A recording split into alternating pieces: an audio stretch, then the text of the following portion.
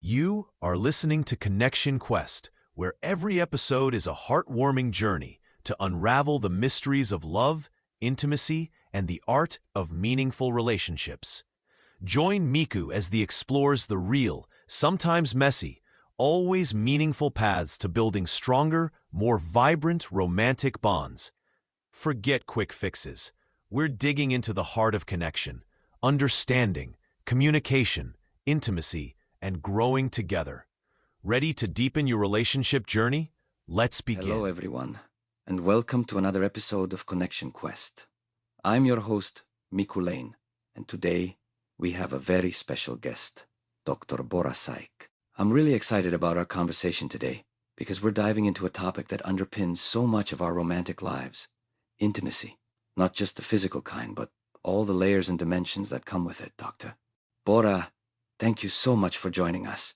Thank you, Miku. I'm thrilled to be here. Intimacy is such a rich and complex topic, and I'm looking forward to unpacking it with you today. Absolutely. Let's just dive right in.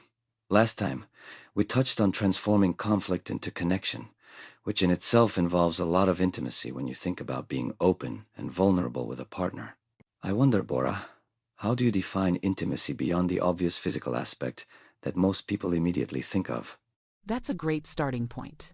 I like to think of intimacy as a multifaceted concept that includes emotional, intellectual, and spiritual dimensions, in addition to the physical. Emotional intimacy, for instance, involves the ability to share one's feelings and vulnerabilities openly. Intellectual intimacy is about being able to share ideas and thoughts, engaging in discussions that stimulate both partners' minds. And then there's spiritual intimacy, which connects you on a deeper level of values and beliefs. It's really about creating bonds across these different planes. I love that, especially the part about intellectual intimacy. I suppose we often overlook how sharing thoughts and ideas, even disagreements, can bring a couple closer together. Do you think cultural expectations play a role in how we perceive and pursue intimacy? Yes, culture deeply influences what we perceive as intimate. Think about how different cultures have unique expressions of love. Some are more expressive, others more reserved. This goes beyond romantic gestures to encompass emotional expression and vulnerability. In cultures that value stoicism, showing emotion can be perceived as a lack of self-control rather than a pathway to deep connection. That's a really interesting point. How can individuals start to navigate these cultural narratives to foster deeper connections in their relationships? Awareness is the first step. Once you recognize the cultural scripts you've inherited, you can choose which elements serve you and which do not. Engaging in open conversation with your partner about these expectations and finding a middle ground that respects both perspectives can be incredibly empowering. So, in essence, it requires a degree of vulnerability to bring these conversations to the forefront? Exactly. Vulnerability is at the heart of intimacy. When you allow yourself to be seen authentically, you invite others to do the same.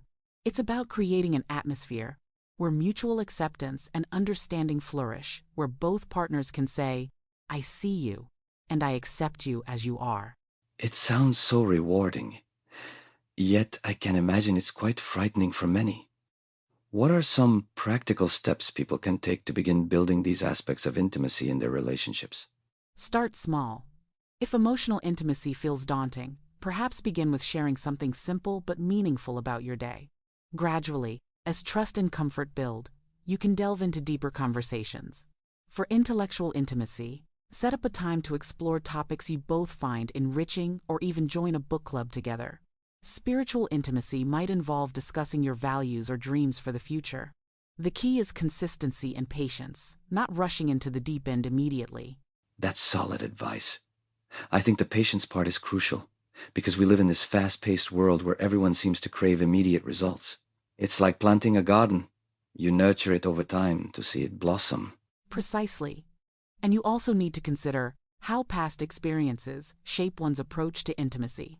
Someone who's experienced betrayal might find it harder to open up, whereas someone from a supportive background might have an easier time doing so. Good point.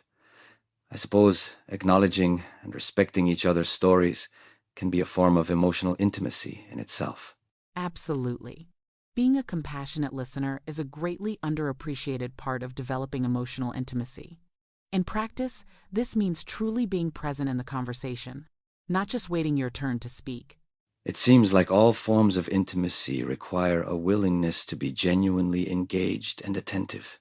As we talk about these deeper topics, it reminds me how the intricacies of human relationships are both fascinating and complex. Do you have any final thoughts or advice for our listeners looking to deepen their intimacy with their partners? I'd say intimacy is less about grand gestures and more about small, consistent acts of love and understanding. It's about carving out time for each other, valuing effective communication, and ensuring both partners feel seen and heard. Above all, remember that intimacy is a journey, not a destination, and it evolves as your relationship grows. Thank you for that, Bora. It's been genuinely enlightening. And thank you to our listeners for joining us today. We hope you've taken some valuable insights from this discussion. Until next time, keep nurturing those connections. Thank you, Miku. It's been a pleasure discussing these vital aspects of intimacy. I hope our conversation today has inspired listeners to explore and enjoy all facets of intimacy in their own lives.